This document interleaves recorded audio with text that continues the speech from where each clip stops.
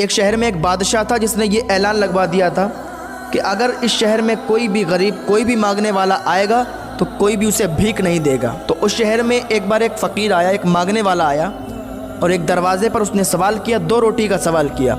کہا مجھے بھوک بہت تیزی کے ساتھ لگی ہے، مجھے 2 روٹی چاہیے۔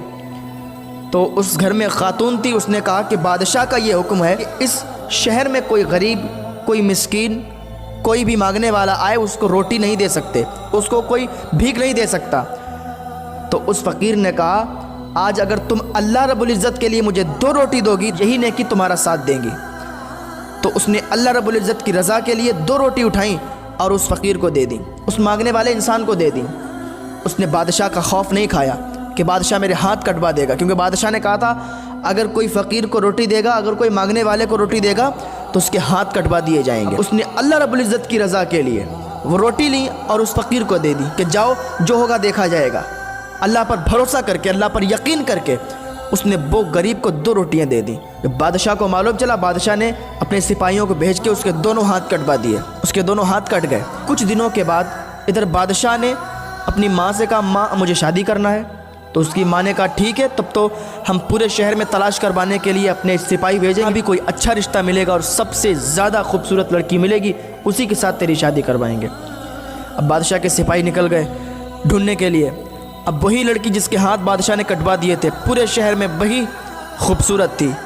سپاہی لوٹ کے آئے، بادشاہ کی ماں سے کہا کہ ایک لڑکی ملی ہے جو بہت زیادہ خوبصورت ہے، حسین و جمیل ہے، پورے شہر میں ایسی لڑکی نہیں ہے، لیکن اس میں ایک کمی ہے، اس کے ہاتھ نہیں ہیں، دونوں ہاتھ کٹے ہوئے ہیں۔ اس کی ماں نے بادشاہ کو بتایا، بادشاہ نے کہا کوئی بات نہیں ہے، ہم اس سے شادی کرنے کے لیے تیار ہیں۔ بادشاہ نے اس لڑکی سے شادی کر لی۔ اب دونوں آرام سے رہنے لگے، ان کے یہاں ایک بچہ بھی ہوا، ایک بچے کی ولادت بھی ہوئی۔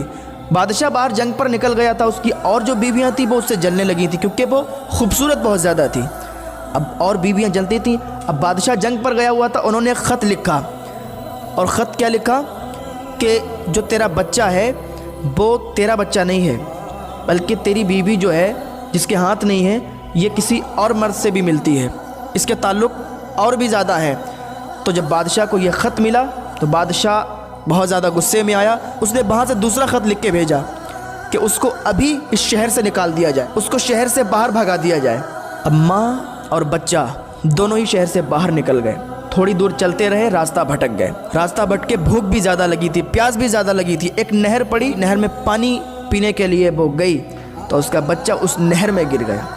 جیسے ہی اس کا بچہ نہر میں گرا تو وہ چلانے لگی، چیخنے لگی، لیکن کوئی قریب نظر نہیں آیا، کوئی بھی نظر نہیں آیا جو اس کی مدد کرنے کے لیے آتا۔ تو جیسے ہی اس کا بچہ ڈوبا، اسے سامنے سے 2 حسین و جمیل چہرے والے نظر آئے، وہ اس کی طرف آ رہے تھے۔ وہ دوڑ کے آئے، کہنے لگے کیا بات ہے؟ اس نے کہا میرا بچہ اس نہر میں گر گیا ہے، میرا بچہ اس نہر میں ڈوب گیا ہے، میرے بچے کو بچا لو۔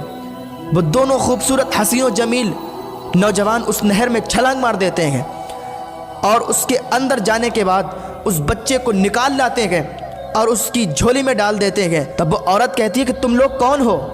تمہیں اس سے پہلے تو میں نے کبھی دیکھا نہیں، تمہارے چہرے بھی اتنے خوبصورت ہیں، تم ادھر کے تو لگتے نہیں ہو، اور پھر اتنی سنسان جگہ میں تم یہاں کیسے آ گئے؟